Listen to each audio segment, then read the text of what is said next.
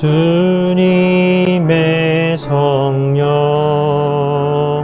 지금 이곳에 임하소서.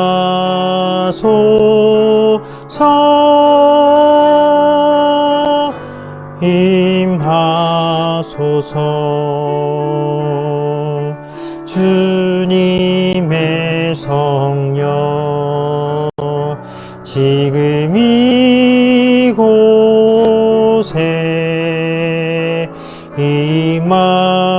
임하소서.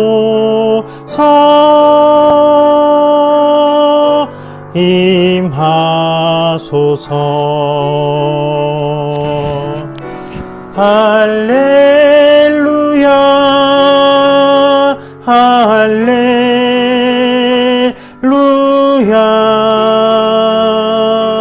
할렐루야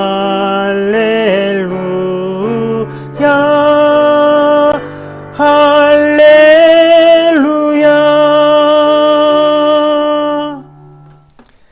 사도신경으로 신앙 고백하시겠습니다. 전능하사 천지를 만드신 하나님 아버지를 내가 믿사오며 그 외아들 우리 주 예수 그리스도를 믿사오니 이는 성령으로 잉태하사 동정녀 마리아에게 나시고 본디오 빌라도에게 고난을 받으사 십자가에 못 박혀 죽으시고 장사한 지 사흘 만에 죽은 자 가운데서 다시 살아나시며 하늘에 오르사 전능하신 하나님 우편에 앉아 계시다가 저리로서 산자와 죽은 자를 심판하러 오시리라. 성령을 믿사오며 거룩한 공회와 성도가 서로 교통하는 것과 죄를 사하여 주시는 것과 몸이 다시 사는 것과 영원히 사는 것을 믿사옵나이다. 아멘. 찬송가 439장 찬양하겠습니다.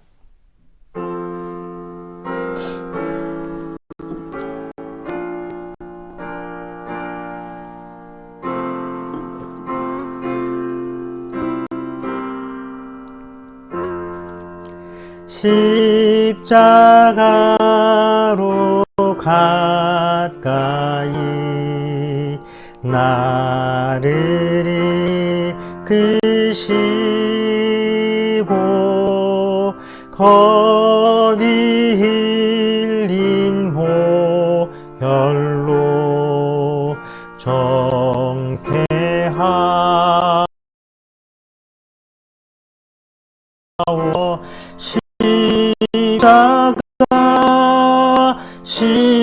십자가 무한 영광일세. 요단강을 건넌 후 영원한 시건 내 십자가에 가까이 내가 떨고 섰네. 거기 있는 새벽별 내게 비추시네.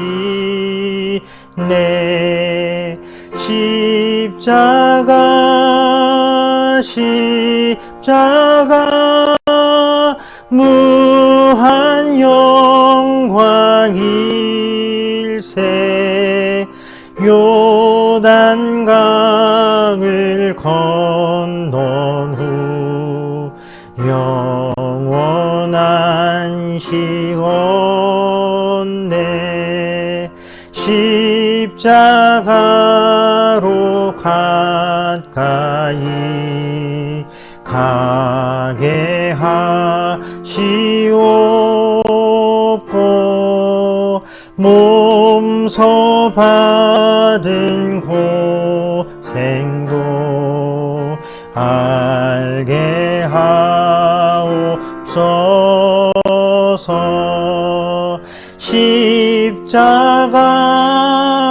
십자가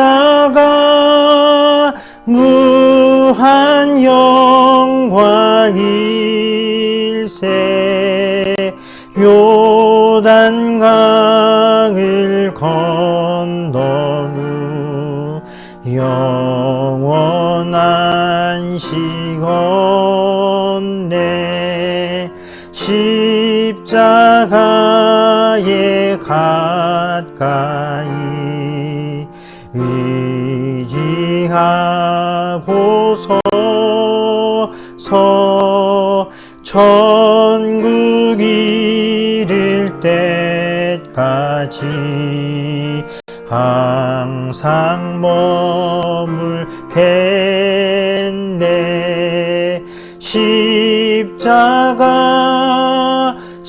십자가 무한 영광일세. 요단강을 건너 안식원 내 아멘. 기도하겠습니다. 좋으신 하나님, 은혜를 감사합니다. 오늘도 저에게 귀하고 복된 주의 날을 허락하시고 주의 전에 함께서 예배드리지 못하나 각자의 처소 가운데서 오늘 하나님께서 베풀어 주실 이 은혜들을 사모하며 함께 예배드릴 수 있도록 하여 주시니 주여 감사를 드립니다. 하나님, 우리가 우리에게 주어진 상황과 형편을 따라 하나님께 예배드릴 때 아버지 하나님, 오늘날 우리들의 이 예배의 모습들을 비대면 예배라고 부릅니다. 그 이유는 저희가 함께 모여서 우리의 얼굴을 보지 못한 채로 예배드리기 때문에 그렇지요. 그러나 우리가 정말로 이 예배 가운데 찾아야 할 것은 물론 우리 형제자매들의 얼굴을 함께 보며 예배 나누는 기쁨과 즐거움이 있으나 이 예배의 참된 주인이신 하나님 아버지를 대면하는 것이야말로 이 예배의 가장 중요한 이유이자 목적인 것을 저희로 하여금 알게 하셔서 오늘 저희가 함께하는 이들은 없으나 아버지 하나님, 그 선자리에서 예배드릴 때 우리가 하나님 앞에 선자로서 예배드리는데 부족함이 없는 자들 되게 하여 주시옵소서. 이 예배의 온전한 경배의 대상이시며 주인이신 하나님과 함께할 때에 우리의 예배는 어디에 있든지 간에 항상 주님을 대면하는 예배인 것을 우리로 하여금 깨달아 알게 하시며 오늘도 이 예배 가운데 하나님을 찾으며 구하며 하나님께서 우리를 위하여 예배하신 그 은혜들을 온전히 받아 누리는 그런 귀하고 복된 시간들 되어지게 하여 주시옵소서. 또한 우리의 삶이 매 순간순간마다 하나님의 존전 앞에 있음을 깨달아 알아 아버지 하나님, 우리의 삶이 늘 하나님 앞에 예배드리는 자의 삶이 되어질 수 있도록 주께서 은혜 가운데 붙잡아 주시옵소서. 하나님, 참으로 우리가 이 팬데믹 상황으로 인하여 여러 가지 어려움의 문제들을 겪고 있습니다. 우리가 이 예배의 문제뿐만 아니라 아버지 하나님, 일반 신앙생활과 또 우리의 가정생활들과 또 직장의 생활들과 우리의 자녀들의 학교생활 모든 것들이 그 전과는 전혀 다른 모습 속에서 우리가 무엇을 소망하고 어떻게 준비하고 어떠한 것들을 예측해야 하는 바를 알지 못하는 가운데 2020년을 이제 마무리해가고 2021년을 기대해야 하는 그런 상황 가운데 있습니다. 하나님, 저희들에게 믿음을 주시고 지혜를 허락하여 주셔서 정말로 이 시대에 우리가 구하여야 할 것들이 무엇인지를 바로 깨달아 참된 것들을 하나님 앞에 구하고 참된 것들을 계획하고 소망하며 살아갈 수 있는 주의 백성들 되게 하여 주시옵소서. 좋지 못한 상황과 여건들 가운데서 우리의 자녀들이 학교에 나아가고 또는 우리가 사업장에 나아가서 여러 사람들을 대면하게 됩니다. 사람과 사람을 대면하는 것이 가장 무섭고 두려운 이 시대 가운데 우리가 서 있는 그 영들이 고통받지 아니하도록 사업장에서 또 가정에서 또 지나가는 모든 발걸음과 또 우리 자녀들의 학업의 현장 가운데서 늘 안전함으로 동행하여 주시옵소서. 하나님, 우리가 이 팬데믹 문제 때문에 우리의 모든 신경들과 우리의 모든 사고들이 이곳에 집중되어 있으나 사실 우리의 삶을 싸고 있는 문제는 이것뿐만이 아니죠. 여러 가지 우리의 다양한 문제들이 우리의 삶을 둘러싸고 있고 이것들로 인하여 우리가 고통받으며 힘들어하며 또한 하나님께서 이 문제에 간섭하여 주셔서 해결하여 주시기를 원하는 많은 것들이 있습니다. 하나님, 이 모든 것들을 우리가 일일이 다 알지 못하나 하나님 늘 우리의 기도 가운데 함께 하시며 이 문제 가운데 함께 하시며 하나님께서 베푸시고 아버지 하나님 돌보시는 그 은혜들이 우리의 삶 가운데 충만하게 넘치게 하여 주옵소서. 감사드리며 우리 주 예수님 이름으로 기도드립니다. 아멘.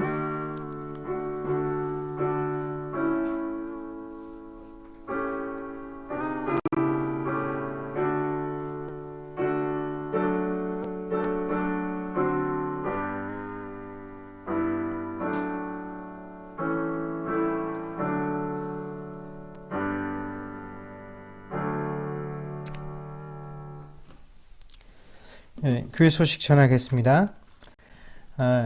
저희가 원래 비대면 예배는 주정부 방침에 따르면 1월 첫째 주까지가 예정이 되어 있고, 아직 그 이후의 계획들은 업데이트가 되어 있지 않지만, 저희가 렌트를 해서 사용하고 있는 세인트 존 처치에서는 1월 17일, 1월 셋째 주까지 예배당을 클로즈 하기로 결정을 했습니다. 그래서 교회 사정상 저희는 1월 17일까지는 비대면 예배로 예배를 진행하게 됩니다. 이 점들을 숙지하시고 기도해 주시면 감사하겠습니다. 그리고 이번 주간에 저희가 교회 가장 중요한 절기인 성탄절을 맞이하게 되는데 함께 모여 예배드릴 수 없는 상황입니다. 그래서 올해는 각 가정들 가운데서 가족들끼리 유익한 시간들, 또 뜻깊은 시간들 또 나누실 수 있는 그런 시간들이 되었으면 합니다. 예, 하나님 말씀 보겠습니다. 하나님 말씀은 누가복음 1장 26절에서 38절까지 말씀입니다.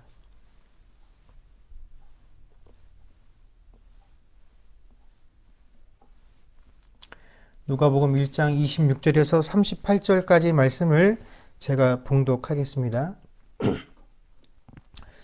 여섯째 달에 천사 가브리엘이 하나님의 보내심을 받아 갈릴리 나사렛이란 동네에 가서 다윗의 자손 요셉이라 하는 사람과 약혼한 처녀에게 이르니 그 처녀의 이름은 마리아라. 그에게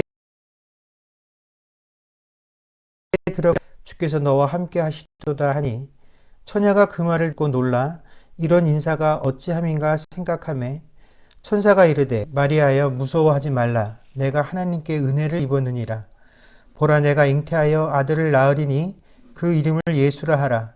그가 큰 자가 되고 지극히 높으신 이의 아들이라 일컬어질 것이요 주 하나님께서 그 조상 다윗의 왕위를 그에게 주시리니 영원히 야곱의 집을 왕으로 다스리실 것이며 그 나라가 무궁하리라. 마리아가 천사에게 말하되 나는 남자를 알지 못하니 어찌 이 일이 있으리이까. 천사가 대답하여 이르되 성령이 내게 임하시고 지극히 높으신 이의 능력이 너를 덮으시리니 이러므로 나실 바 거룩한 이는 하나님의 아들이라 일컬어지리라. 보라 내 친족 엘리사벳도 늙어서 아들을 배었느니라. 본래 임신하지 못한다고 알려진 이가 이미 6달이 되었나니 대저 하나님의 모든 말씀은 능하지 못하심이 없느니라. 마리아가 이르되 주의 여종이오니 말씀대로 내게 이루어지이다 하매 천사가 떠나가니라. 아멘.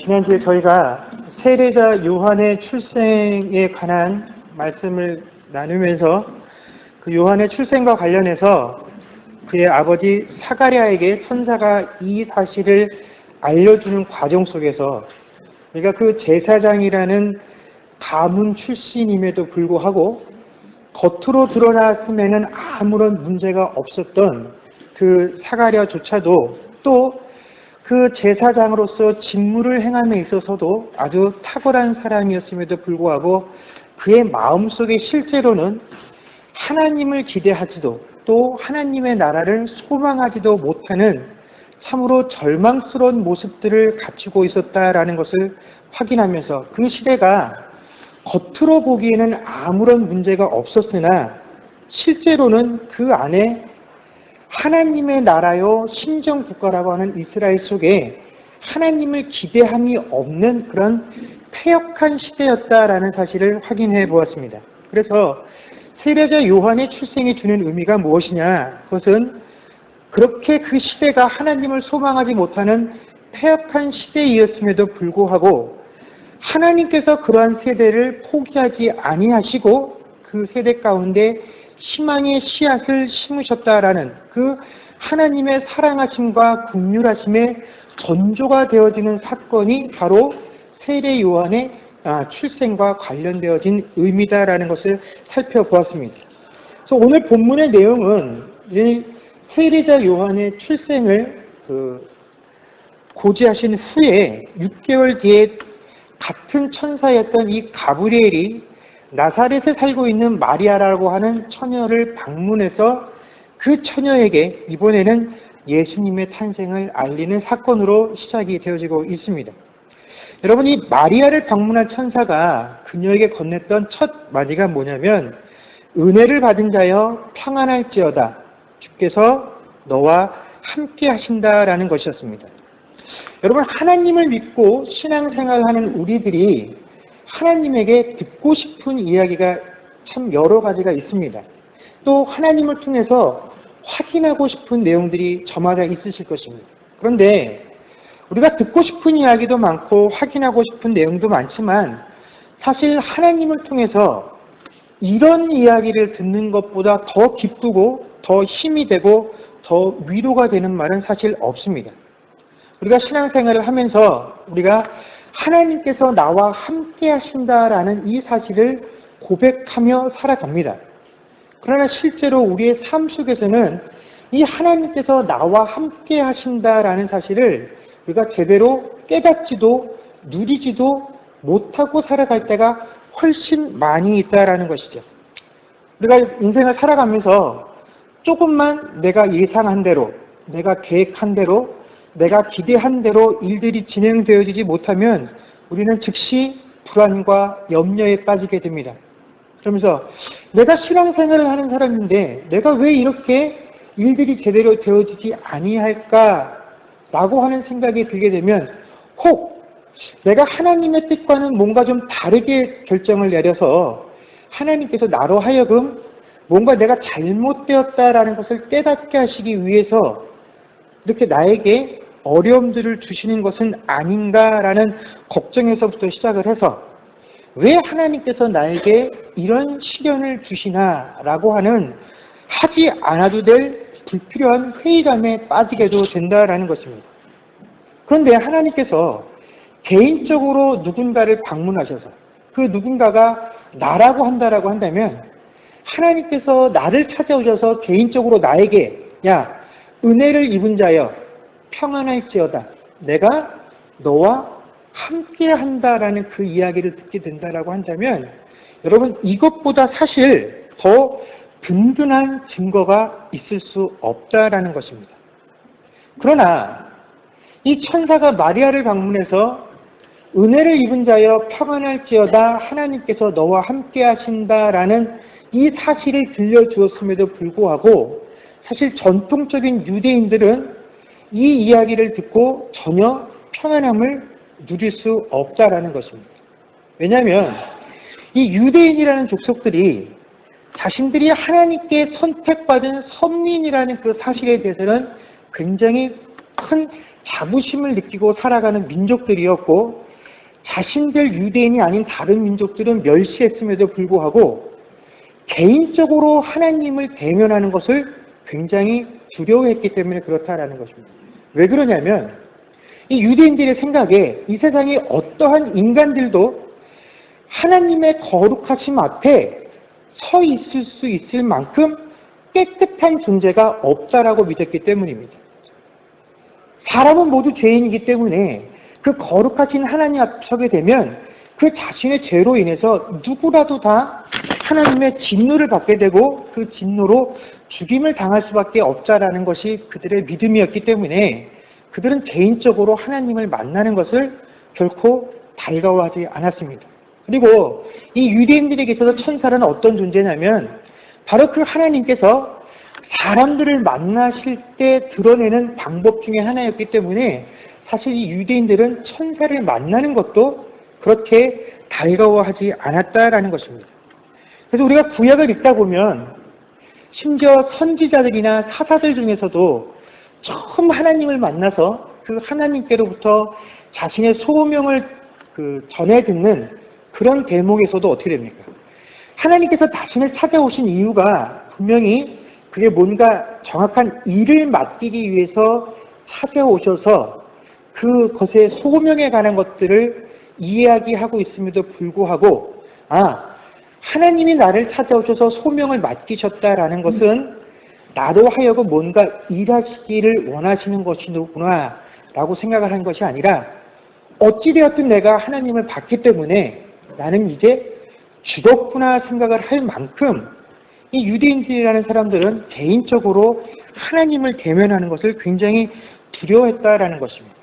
하물며 나사렛이라는 이 조그만 동네에 이 조그만 소녀에게 하나님의 천사가 나타나서 내가 너와 함께 한다라고 하는 이 이야기는 그렇게 하나님이 나와 함께 하셔 이 사실을 확인했다라는 것으로 평안을 누릴 수 있을 만한 사건이 못 되었다라는 것입니다. 천사를 만났다라는 것 자체가 그렇게 평안한 일이 아닌데 이 천사가 전해준 그 다음의 사건의 내용들을 들어보면 이 마리아라는 여인은 더더욱 평안을 누릴 수가 없었다라는 것이죠. 이 천사를 통해서 이 마리아가 듣게 된 내용들이 뭐냐면 27절에 의하면 이 마리아라는 여인은 요셉이라는 남자의 약혼한 처녀라라고 묘사가 되어 있습니다. 자, 이제는 우리가 잘 아는 것과 같이 마리아가 처녀라라는 의미는 뭡니까? 남자와 아직 어떤 관계도 맺지를 않았다라는 것을 의미하는 것입니다. 자, 그런데 이 마리아는 요셉이라는 청년과 약혼을 한 상태였죠. 그렇기 때문에 요셉 외에 요셉과 관계를 맺지 아니하고 만약에 이 마리아가 아이를 낳게 된다라고 한다면 이것은 뭡니까? 율법이 정해놓은 간음에 해당하는 것이고 간음한 사람들은 어떻게 됩니까? 돌로 쳐 죽이게 되어 있는 것이죠. 그렇기 때문에 이 마리아가 이 천사를 통해서 듣고 확인하게 된 내용들은 그야말로 뭡니까? 내가 죽을 수도 있구나. 청천벽력과 같은 이야기가 바로 이 천사를 통해서 듣게 된 내용이다라는 것입니다. 자, 여러분, 남자와 여자를 떠나서 오늘 이렇게 우리가 살고 있는 이 세상 속에서 아주 참담한 죄라고 정해놓은 그 죄 가운데로 내가 들어가야 되는 상황인데 이 상황을 하나님께 은혜를 입은 자여 평안할지어다 하나님께서 너와 함께 하신다라는 인사를 전하면서 여러분에게 들려주고 이 일이 여러분들의 삶에 이루어질 것입니다 라고 여러분들에게 고지를 해준다라고 한다면 여러분들은 그 이야기를 듣고 어떻게 반응하시겠습니까?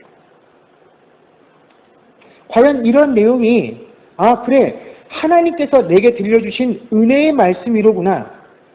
그리고 그 은혜의 말씀이 내게 평안을 허락하는구나. 참으로 하나님께서 내 삶 가운데 함께 하시는구나 라고 우리가 확신할 수 있겠느냐 하는 것입니다. 여러분, 어떻게 하나님께서 자신의 백성을 이렇게 고통스럽고 힘든 삶으로 인도에 들어가시는 이 상황을 하나님의 은혜를 입었다라고 표현을 하고 어떻게 이런 상황을 하나님의 은혜다라고 이야기를 하면서 이 은혜를 통해서 네가 평안을 입을 것이다 라고 이야기할 수 있느냐 하는 것입니다.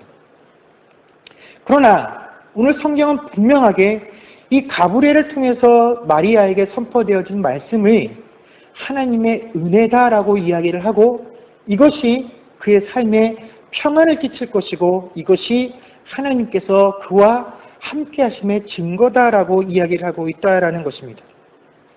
30절에 마리아가 놀래서 의아해할 때 다시 한번 천사가 이렇게 얘기를 하죠. 마리아야 무서워하지 말라. 내가 하나님께 은혜를 입었느니라. 우리의 상식으로는 도저히 하나님의 은혜다라고 생각할 수 없는 이 사건을 하나님께서는 분명하게 마리아에게 하나님의 은혜다라고 이야기해주고 계신다라는 것입니다. 그런데 우리가 이것과 비교해서 한번 생각해 볼 사건이 있습니다. 바로 저희가 지난주에 확인했던 세례자 요한의 출생과 관련된 것이죠. 그런데 거의 모든 것이 동일하게 진행되어져 가고 있음에도 불구하고 세례자 요한의 출생과 이 예수님의 출생 가운데 한 가지 차이점이 있습니다. 그게 뭐냐면 예수님의 출생과 관련해서 마리아에게 이 사실을 알려줄 때에는 이것이 하나님의 은혜다라고 이야기를 했지만, 요한의 출생과 관련해서 이 수태고지를 알려줄 때에는 하나님의 은혜다라고 일컫는 부분이 전혀 없다라는 것입니다. 자, 여러분, 우리가 일반적으로 생각하는 하나님의 은혜란 것은 어떤 것입니까? 오늘 저희가 본문에서 살핀 것과 같이 이렇게 마리아에게 벌어지는 일과 지난주에 저희가 살펴보았던 요한의 부모였던 사가랴와 엘리사벳에게 벌어진 그 일들을 비교하면 우리들의 생각에 하나님의 은혜다라고 부를 만한 사건은 오히려 사가랴에게 벌어진 일이 훨씬 하나님의 은혜에 가까운 상황입니다.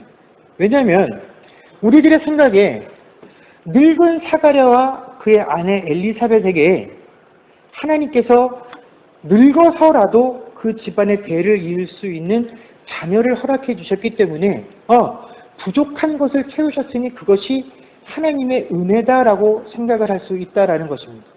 더욱이 이 사가랴라는 사람은 원래 그 집안이 제사장 가문의 출신으로서 그는 다른 사람들 보기에 의인이라고 평가되어질 만큼 경건의 모습들을 가지고 살았던 사람이었고, 또 제사장으로서의 자신의 직무를 감당하는 데 있어서도 전혀 부족함이 없는 사람이었다라는 것입니다.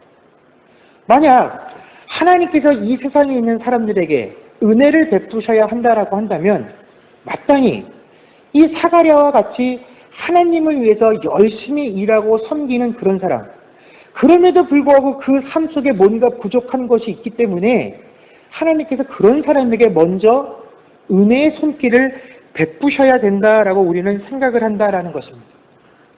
이것이 하나님의 은혜다라고 생각을 하죠. 결국 우리가 생각하는 하나님의 은혜란 뭐냐면, 우리가 하나님을 믿고 신앙생활을 할 때에 그 신앙생활 한 것만큼 하나님께서 우리의 삶 가운데 뭔가 보상을 해주시는 것을 우리는 하나님의 은혜다라고 생각을 하고 있다라는 것입니다.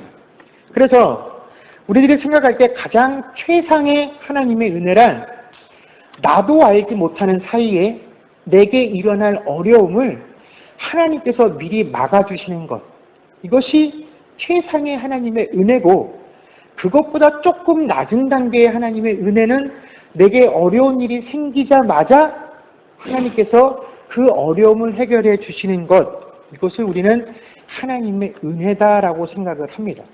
결국 우리가 생각하고 있는 이 하나님의 은혜다라는 것은 세상 사람들이 말하고 있는 복, 또 세상 사람들이 말하고 있는 그 형통함을 그냥 기독교적인 단어로 바꿔놓은 것에 불과할 때가 많이 있다라는 것입니다.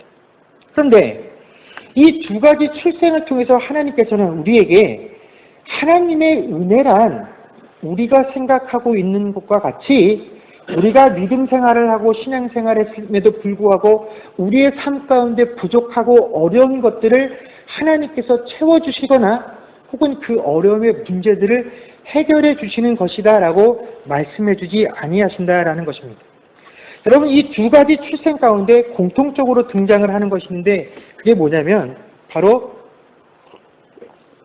성령께서 이 두 가지 출생 가운데 간섭을 하셨다라는 것입니다. 그런데 성령께서 이 두 사람의 출생 가운데 간섭하실 때에 각각 성령께서 간섭하신 사람이 틀리다라는 것입니다.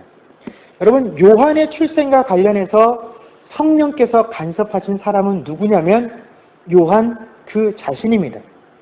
그래서 성경은 뭐라고 설명을 하고 있냐면 15절 말씀해 보면 그가 어머니 뱃속에 있을 때부터 성령의 충만함을 받았다라고 기록을 하고 있습니다. 그래서 그가 앞으로 태어나서 주 앞에서 큰 자가 되어 엄청난 일을 하게 될 것이다 라고 이야기를 하고 있습니다.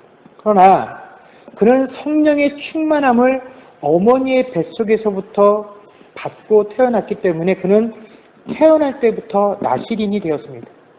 나시린이란 뭡니까? 자라면서 인간으로서의 기쁨을 전혀 누릴 수 없는 금욕의 삶을 살고 삶은 자신의 삶인데 자신을 위해서 살 수 없게 되어지는 삶이 바로 이 나시린의 삶이죠. 그는 평생을 하나님을 위해서 살고 자신의 뒤에 오실 그 예수님을 알리는 일을 살다가 결국에는 예수님보다도 젊은 나이에 헤로당에게 죽임을 당하게 되었다라는 것입니다.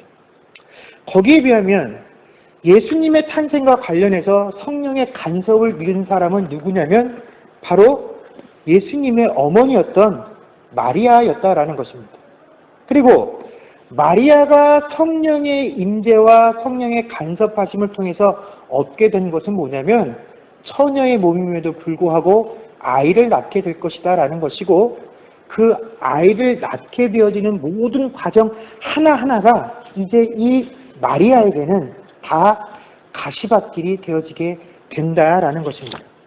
여러분, 이 사실을 통해서 우리는 성령의 임재하심과 성령이 우리의 삶 가운데 충만하신다라는 것이 결코 우리가 생각하고 기대하는 것처럼 내가 어려운 일을 당하게 되었을 때 그 어려움을 해결해주는 능력이 되어지는 것이 성령의 임재나 성령의 충만함이 결코 아니요. 이게 내가 앞으로 주를 위해서 살게 되기 때문에 더 힘들고 고통스러운 삶으로 들어가게 될 것임을 알려주는 사건이 성령이 내게 임재하는 사건이요, 성령이 내게 충만하게 임하시는 사건의 의미다라는 것입니다. 그래서 도저히 내 힘으로는, 내 지식으로는 상상할 수 없고 이해할 수 없는 그 길을 갈 수 있게끔 해주시는 그 힘이 내게 들어오는 것, 그것이 바로 성령의 임재요, 성령의 충만하심이다라는 것입니다. 그런데 바로 하나님의 은혜가 우리에게 임한다라는 것이 바로 이것과 동일한 의미를 가지고 있다라는 것입니다. 우리가 성경 한 구절만 찾겠습니다. 빌립보서 1장 29절입니다. 원래는 이 컴퓨터에 있는데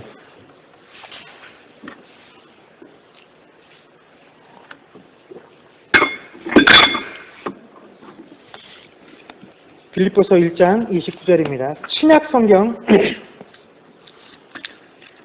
제 성경책으로 318페이지입니다.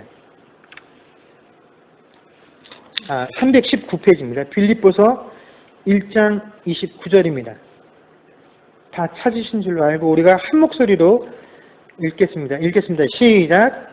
그리스도를 위하여 너희에게 은혜를 주신 것은 다만 그를 믿을 뿐 아니라 또한 그를 위하여 고난도 받게 하려 하심이라. 아멘. 자, 우리는 하나님의 은혜를 받는다라는 것을 나를 위주로 판단을 하고 또 해석을 합니다.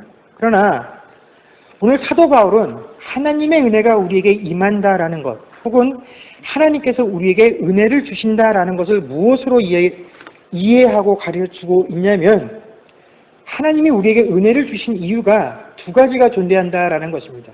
첫 번째는 뭡니까? 그를 믿게 하시기 위해서 우리에게 은혜를 베푸시고, 두 번째는 뭡니까? 그를 위하여 또한 고난을 받게 하시기 위해서 하나님의 은혜를 허락하신다라는 것입니다.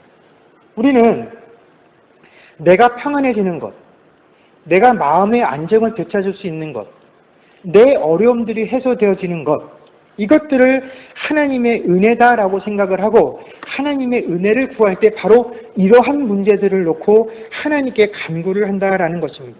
그런데 오늘 사도 바울은 하나님께서 우리에게 은혜를 주시는 것은 우리를 위해서 주시는 것이 아니라 누구를 위해서 은혜를 베푸신다고요? 예수 그리스도를 위하여 우리에게 은혜를 베푸시는 것이고, 하나님 은혜의 핵심은 바로 믿음과 고난이다라고 우리에게 말씀을 해주고 계신다라는 것입니다.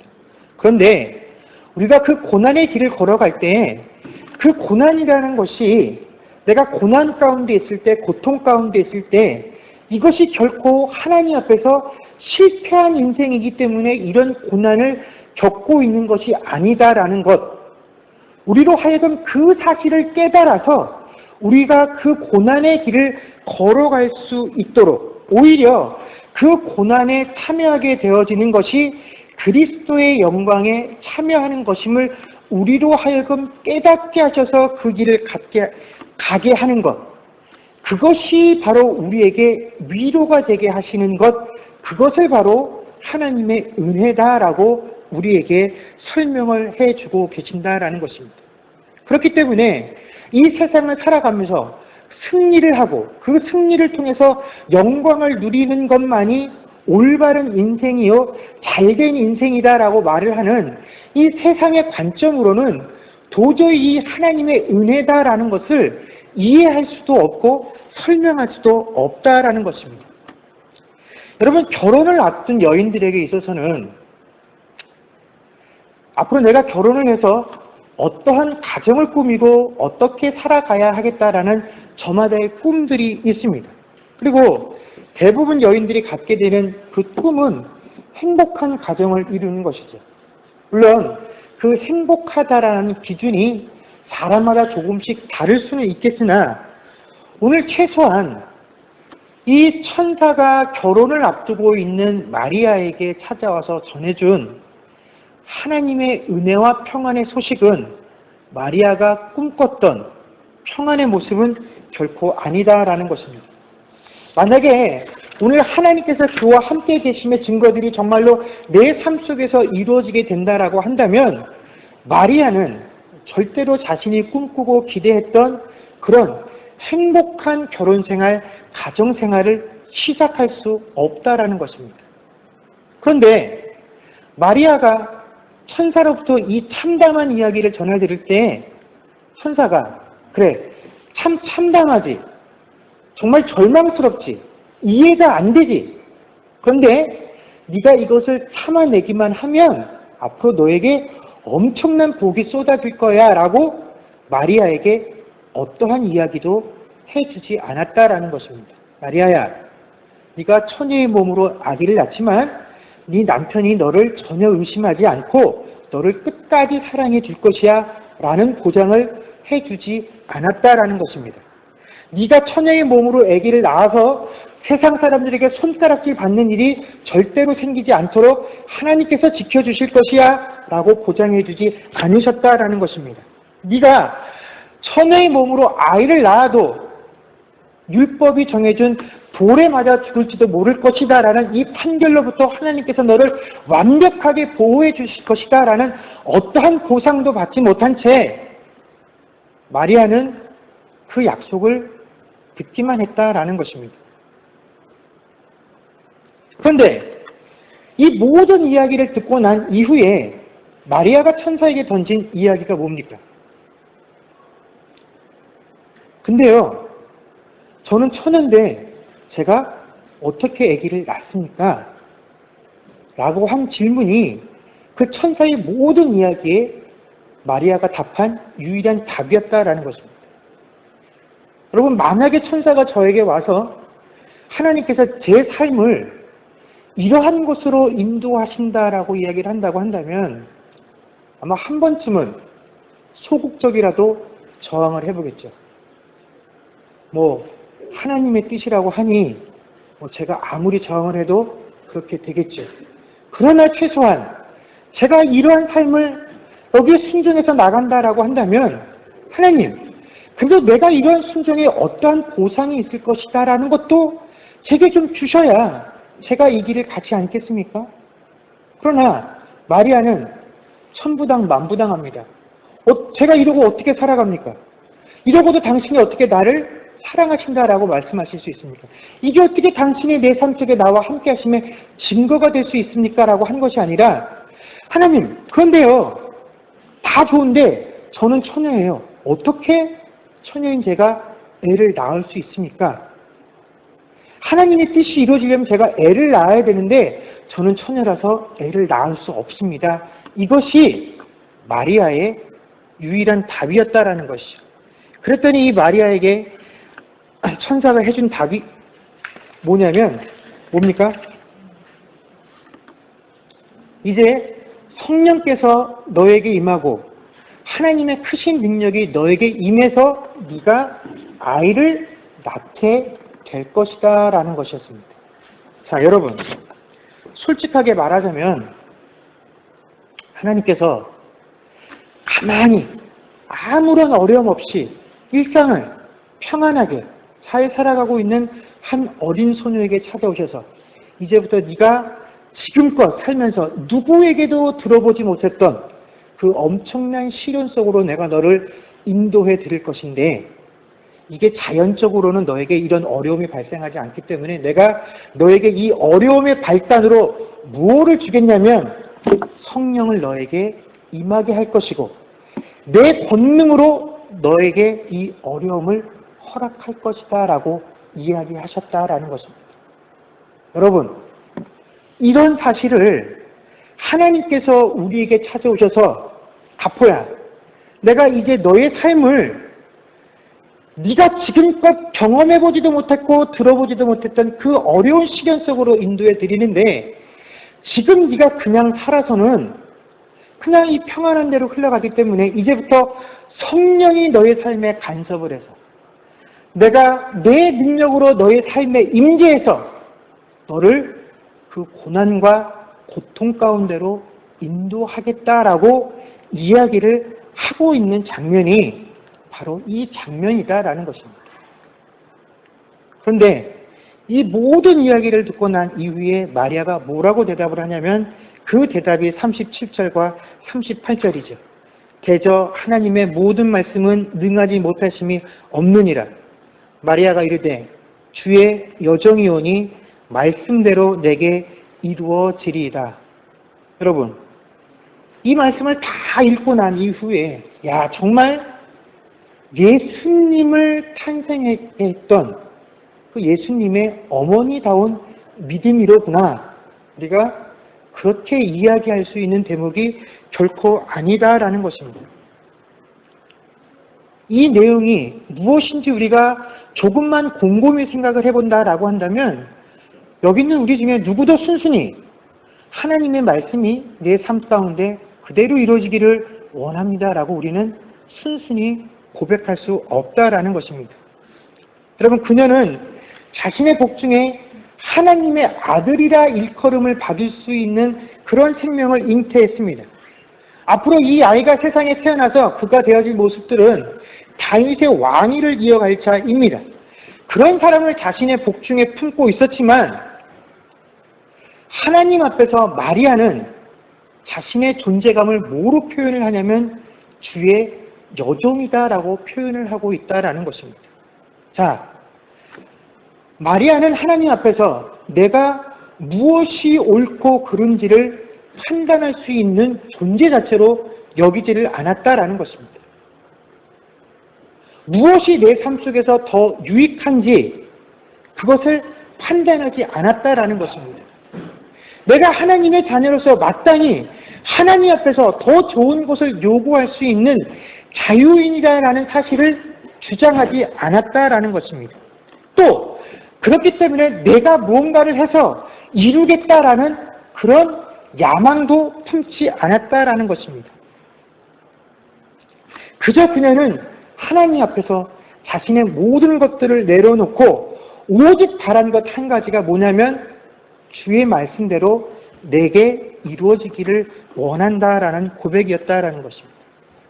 바로 이것이 하나님의 은혜를 입은 자의 모습이다라는 것입니다. 여러분, 우리는 항상 모든 것에 관심이 나 자신에게로 쏠려 있습니다. 나를 좀 넘어서 봐야 우리의 관심은 항상 내 가족일 뿐이죠. 내가 하고 있는 일이 잘 돼야 되고 내 자녀들이, 내 가족이 잘 되어야 비로소 안정감을 누리며 살아갑니다. 우리가 하나님을 찾는 이유도, 하나님의 은혜를 갈망하는 이유도 결국은 내가 잘 되고 내 가족들이 잘 되고자 합니다라는 것입니다. 그래서 내가 잘됨을 통해서 세상 속에서 인정받고자 하는 것, 이것이 하나님의 은혜를 갈급해야 하는 우리들의 본성이다라는 것입니다. 그러나 신자가 되었다라고 하는 것은 이제 내가 어떻게 살고 있느냐, 나의 가치가 어떠냐, 내가 세상에서 무엇을 이루었느냐 하는 것으로 평가되어지는 것이 아니라 신자가 되었다라는 것은 내가 얼마나 하나님 앞에서 하나님의 종으로서 살아가고 있느냐, 내 모든 것들을 하나님 앞에 스스럼 없이 내려놓고 살아가고 있느냐 하는 것이 바로 신자냐 그렇지 않느냐 하는 것을 평가하는 기준이 된다라는 것입니다. 그렇기 때문에 신자라고 하는 것은 마땅히 자신의 삶을 그리스도를 위한 도구로 내어놓는 삶이 되어야 한다라는 것입니다. 그러므로 신자가 은혜를 구한다라고 할 때 그 은혜를 구한다라는 것은 나를 향한 은혜가 아니다라는 것입니다. 신자가 은혜를 구한다라고 말을 할 때는 바로 이 마리아와 같은 존재감을 가지고 하나님 앞에 설 수 있기를 원하는 것, 그것이 바로 하나님의 은혜를 구한다라는 표현이다라는 것입니다. 하나님, 도저히 지금 나의 본성 가지고서는 하나님께서 요구하시는 그 삶에 내가 순종하며 따라갈 수가 없습니다. 하나님, 지금의 이 내 자존심으로는 지금 내가 처해 있는 이 상황과 환경을 도저히 용납할 수가 없습니다. 그런데 하나님, 나로 하여금 나의 모든 것들을 다 하나님 앞에 내려놓게 하시고 나 스스로를 하나님 앞에서 주의 종이 오니 주의 말씀대로 내게 이루어지기를 원합니다라는 그 고백이 있게 하여 주옵소서라고 하는 그 고백과 그 간구가 바로 하나님의 은혜를 구한다라고 하는 우리의 고백이 되어야 한다라는 것이고, 이것을 드릴 수 있는 자가 바로 하나님의 은혜를 입은 자의 모습이다라는 것입니다.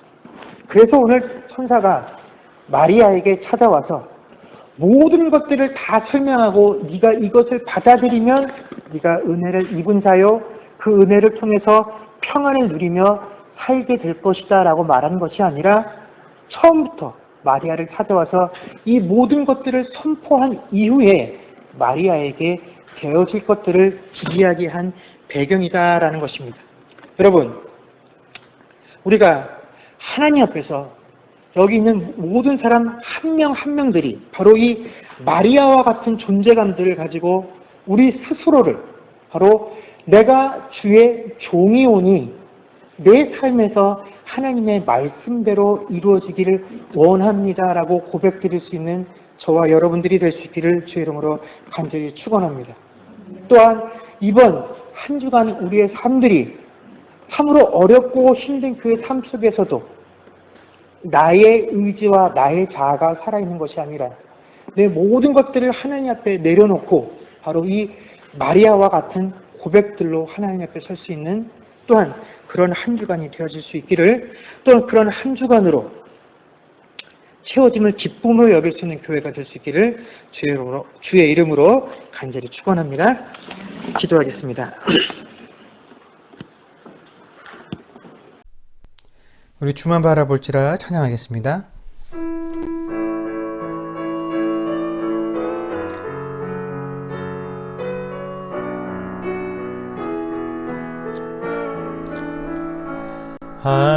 하나님의 사랑을 사모하는 자, 하나님의 평안을 바라보는 자, 너의 모든 것 창조하신 우리 주님이 너를 얼마나 사랑하시는지 하나님께 찬양과 경배하는 자, 하나님의 선하심을 닮아가는 자, 너의 모든 것 창조하신 우리 주님이 너를 자녀 삼으셨네. 하나님 사랑의 눈으로 너를 어느 때나 바라보시고 하나님 인자한 귀로서 언제나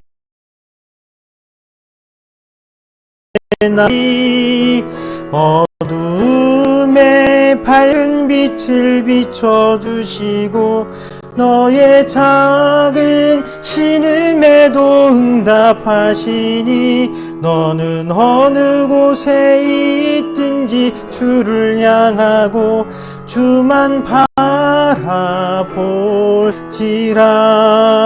주만 바라볼지라.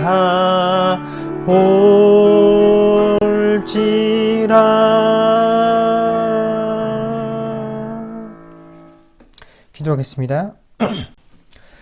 지금은 우리 주 예수 그리스도의 은혜와 하나님 아버지의 크신 사랑과 성령님의 교통하심과 충만케 하는 역사가 이제 주의 은혜로 살아갑니다라고 고백하기를 소망하는 주의 백성들과 그들의 가정과 사업과 자녀들과 미래와 이 교회 위에 이제로부터 영원토록 함께 있을지어다.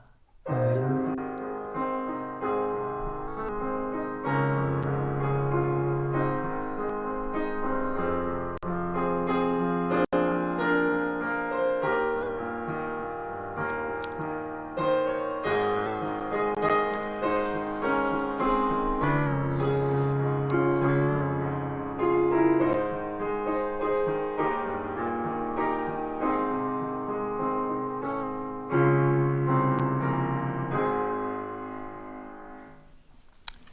감사합니다. 예배를 마쳤습니다.